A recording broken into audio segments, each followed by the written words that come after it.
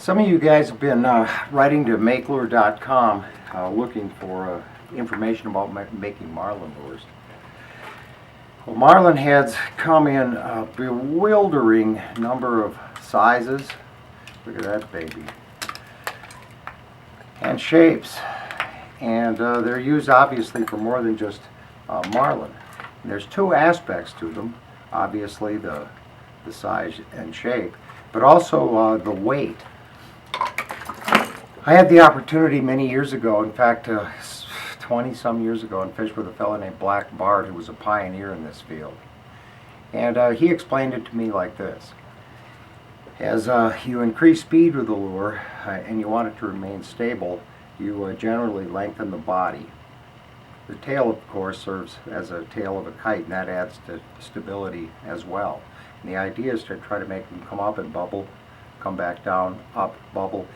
And the way you design them and the way that you also position them on the waves has to do with how often and just how they come up and bubble. And Bart was real particular about how he would place a lure on either in front or behind a wave. And then also, of course, if you want to run your lures real tight, you might want to add weight to them. So anyway, what we're going to do is start out making two molds, one for an insert, which can be used cosmetically and for weight, and then for the main head mold as well. We're gonna do a mold there. We're going to use a water bottle for our mold box for the main lure, and a paper cup for the mold box for the insert. I'm mixing together equal amounts of Alumilite Mold Putty 15, and I'm about to make the two components for a Marlin lure. There are many different head shapes, and they're based on so many different factors. Where the thing is running in the wave, how fast you're running it. Usually the longer and thinner you make them, the more capable they are of higher speeds, and also weights can make a difference. And we're going to make a couple of different head styles. We're going to do a clear one with an insert, and then we'll just do some opaque ones of different types. But the first thing I'm going to do is make a mold that I can use to pour lead in if I want to make additional weight. I can use that same mold to make an insert that has no weight. And then as long as I'm doing it, I'm also going to pour a mold to make a head like this one. And in the base of it, I'm going to put a little bit of this putty because it's real stiff, and it'll help support the post or the pipe that I'll have running through it, so I have a hole in it. The mold making rubber that I'm going to use for this mold is a little bit soft, and so if I would just use it on the base, the peg that I'm going to support, especially if I put lead on it, the peg will kind of, inside here will move around. So what I'm going to do is just take what I have left over here, and I'm going to sort of push it down. There we go. I've pressed a bunch of putty into this paper cup that I've cut the top off of. And I've cut this out of wood. This is just a simple piece of cedar or something. I've drilled a hole in it, and I've got my little pipe through here. This is going to be a mold that I can pour lead in, or I can pour resin in. And all I'm going to do is just squash that down to the bottom, and my post will hold me far enough away that, there we go, I'm all the way down, I think.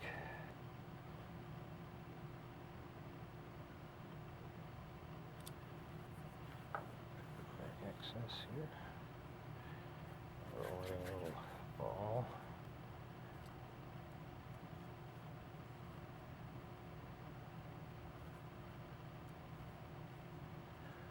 Push that down in there.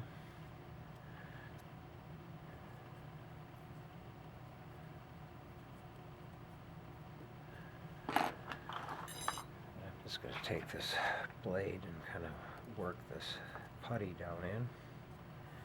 Kind of centered so my sides are equal.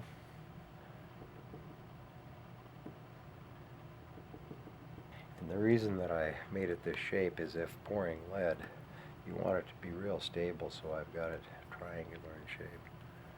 My mold putty is hardened, and I've mixed up a batch of HS of High Strength 3.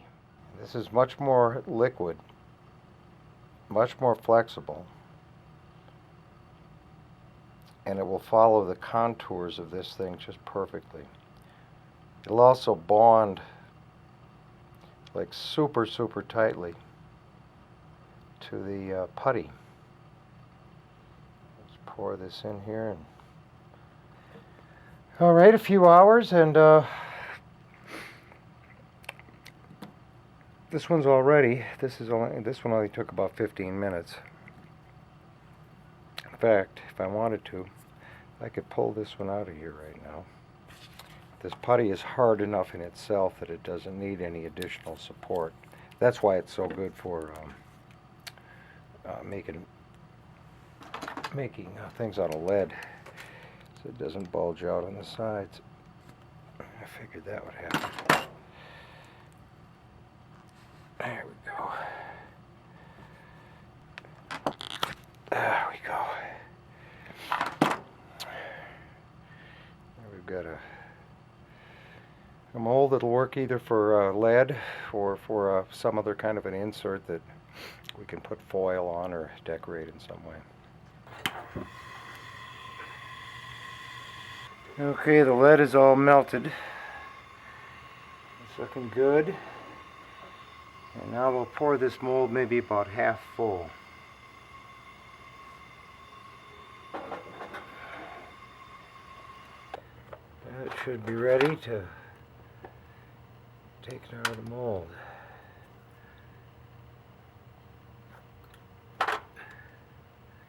I've reinserted my lead into the mold. And what I'm going to do is make the rest of the body out of foam. If I made it out of lead, I'm afraid it'd be a little bit heavier than what I want. As it is, I'm adding about 3 ounces to it. And what this will do is just give me something to glue my body material to. The trick with the foam is to really stir it very well, and to continue stirring it. This is especially true of aluminum foam. Continue stirring it until it gets kind of a dark coffee color. And as I said, all this is going to be is just the back end of the body. I could have used any sort of resin, but I'm going to use this because it dries so quickly. It sets up really fast, and it's not going to add any weight at all. In fact, it'll add a little bit of buoyancy, but it'll be negligible. I could probably set it up if I wanted to, so I had enough lead in the front, enough of this in the back, so that when this thing stopped, see how the color has changed? I poured in about a half the cavity full there.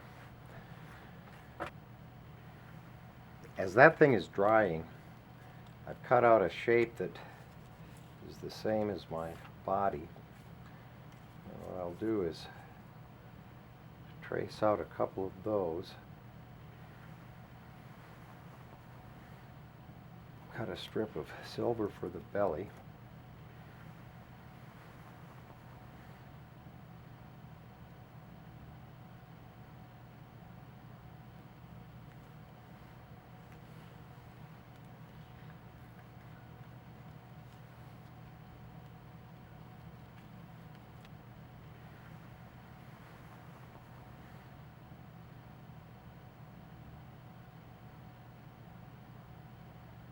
Okay, now that's nice and hard. Let's see if we can pull this rascal out of here. There we go. And there I've got a nice piece. I'll sand it off a little bit and glue these pieces on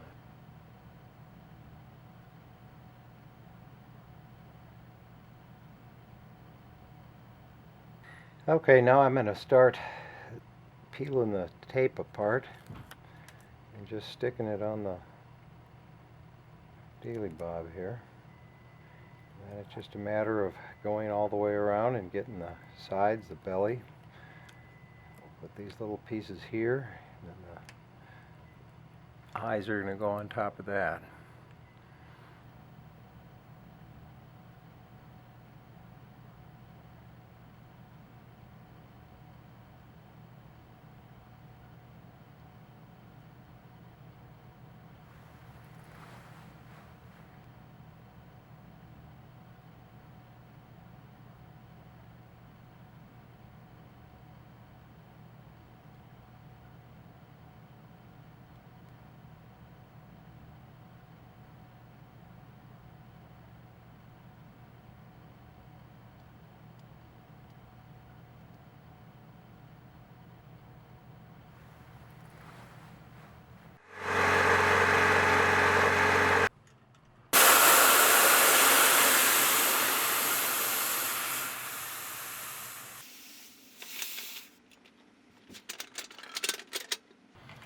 Yeah. Well, let's pull it out and see how she looks. Now, this is a clear head with an insert. And I think it looks pretty good. What do you think?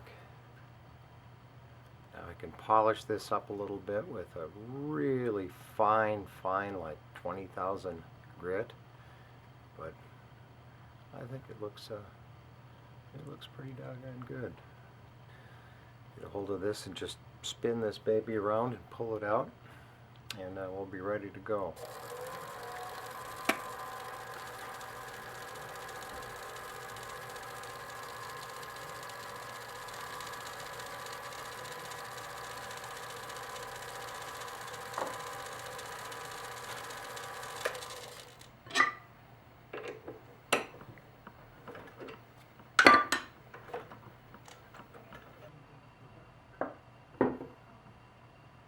Now, to make these opaque, you really don't need a pressure pot, and we'll show you a way to do that in just a second. It's always a good idea to spray your pin with a little bit of mold release before you put it in the mold. Now I'm going to try to make a cool looking head without going to all the trouble of using a pressure pot. I'm going to use plain old Alumilite white and a combination of dyes and powder. 150.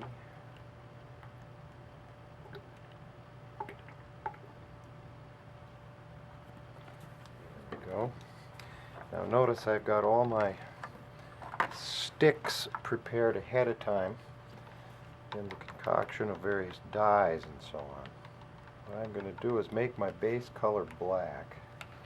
You can really never go wrong with black. You need a pretty good lick of it. There we go.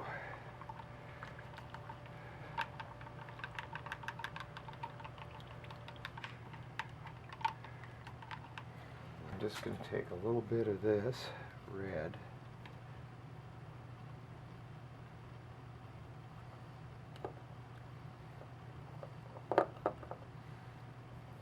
Quickly.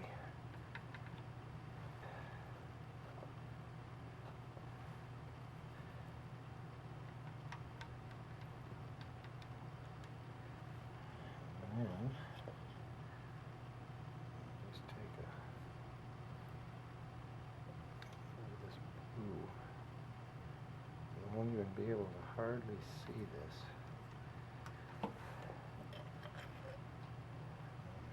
Drip some of this on the edges. Then I'm just going to pour it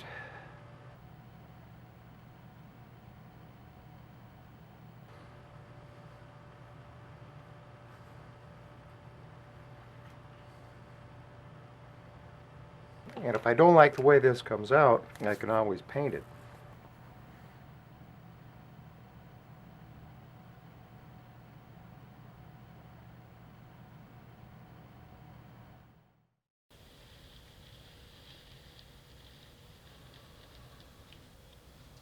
I've marked 4 holes.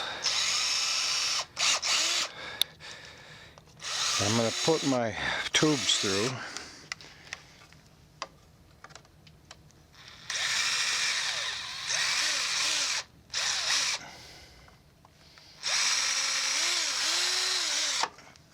I'm going to take 2 cocktail straws, and you can use literally any kind of tube you want to. I've got just a little piece of stiff material I'm going to put in the front of it to help get it through these holes, and they're real tight so I've got no leakage. Just going to pull that through.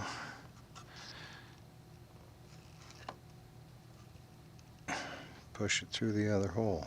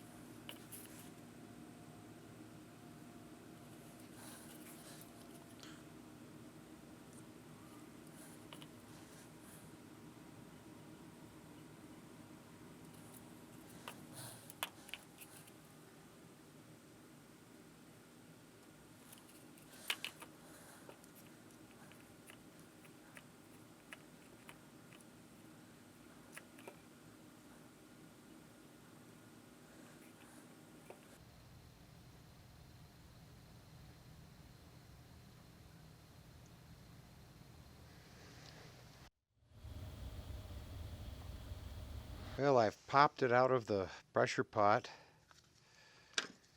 and there we go.